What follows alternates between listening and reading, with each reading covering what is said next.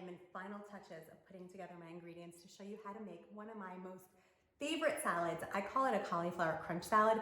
The truth is I typically just throw whatever I have in the fridge, usually involves cauliflower and a bunch of other things, and I just throw it all into a bowl. Well, I make this for company and friends all the time, and they're like, what the heck is in here? And how can you teach me how to make it?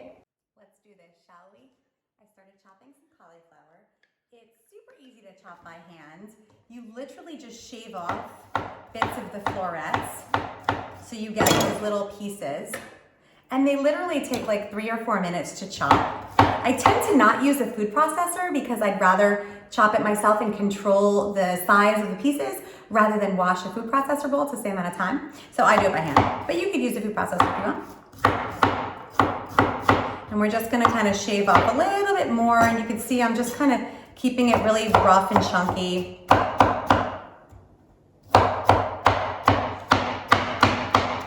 By the way, if you had some extra time, you could chop a little bit more, save it in the fridge in a Ziploc bag, and use it for cauliflower rice. Okay, I think we have enough cauliflower. Now we're gonna add some fennel. I have a little half fennel that I didn't use in the salad from yesterday. It's funny because this recipe came about because I just had a whole bunch of stuff in the fridge, right? A little bit of, at the time I think I had some cabbage, and I had some old purple cauliflower, which is how this got started.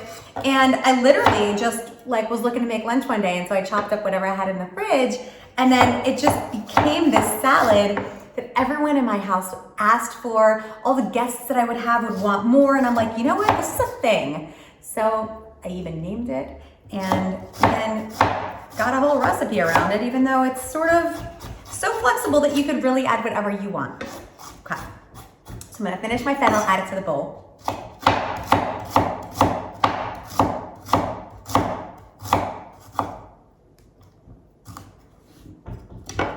Okay. Now I keep my greens in Ziploc bags. This is some kale and some arugula. I like to pre-wash it right when I buy it so that when I want to use it, I don't have to worry about like washing off the dirt and drying it and stuff, and it's ready. So I just take the kale in my hand and make it like a little ball. And then I julienne it, which is basically a fancy word for slicing it skinny. And so I'm gonna slice my kale skinny. Kale kind of happened in this salad because I wanted some color, like I wanted the deep green color.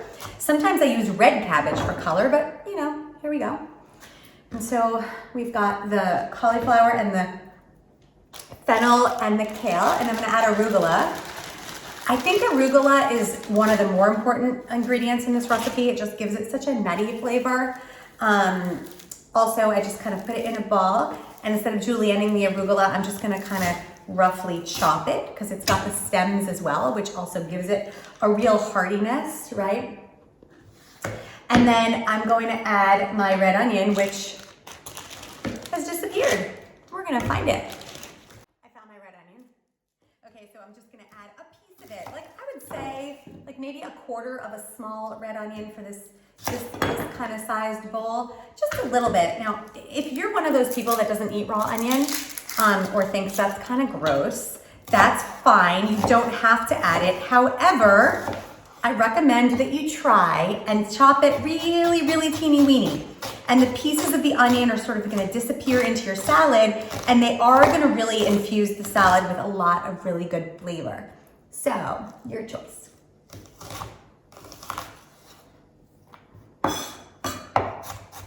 I'm gonna make sure to chop it super, super teeny. Right, I'm gonna make sure to chop it super, super teeny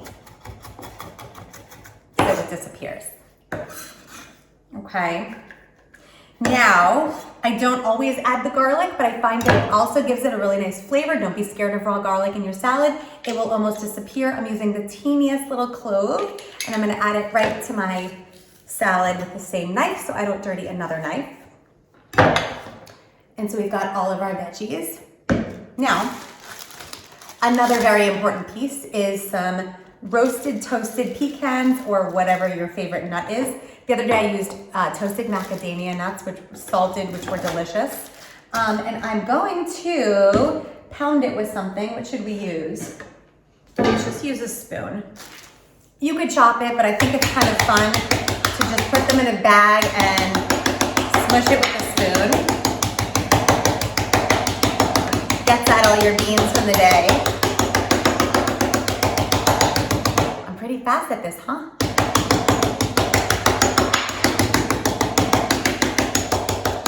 This is fun. Okay, so now we've got my chopped pecans. Very, very important. The combination of the chopped pecans with the arugula gives us a really nutty flavor. It's amazing. I'm already hungry. Okay, so we've got all of our ingredients, and now we're gonna do the dressing. Favorite part is I don't use another bowl. Everything goes into the bowl here. So we're gonna start with the vice, which is mayonnaise. Now, I know it's not that healthy for you, and I'm gonna show you how much I use. About a tablespoon. I tried it with it, I tried it without it. The mayo just gives it a creaminess that I can't describe, and you're just gonna have to trust me and try it. A little squeeze of sriracha, teeny squeeze of sriracha, just to give it a little kick. You're not even gonna sense it, it'll just give it a lovely flavor. Mustard. About a teaspoon and a half, I would say. That was a little generous. And then I've got some lemon juice, which I keep in these cute little jars. Always smell it, see if it's fresh, which it is. And then I'm just gonna give it like a little squeeze. We'll taste it later and see if it needs more. Olive oil. And we're just gonna sort of squeeze it on top until we get a lovely coat. And I've done this about a few times in my life, so I can sort of sense how much it needs, and I'm sure that you've been here before, right? A lot of times there are the things that you just make all the time that you can just do without thinking and measuring, and I find that flexibility in the kitchen, which is, by the way, one of the ingredients to being a flexible chef, is to knowing how to whip things up without following a recipe, so you can have a little more fun. Salt and pepper. I like to squeeze it like this so I can really kind of control it. And some pepper. And the dogs are barking in the background, so it's real life over here. And that's it. Quick toss. And I hope you're hungry, because I don't know if there's gonna be any leftovers for you, actually, because I literally could eat this whole bowl.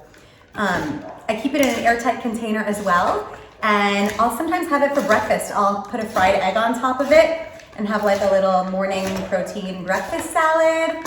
And I'm being kind of aggressive with the mix so you guys can see this fast. Oh my God, the dogs. Okay, taste.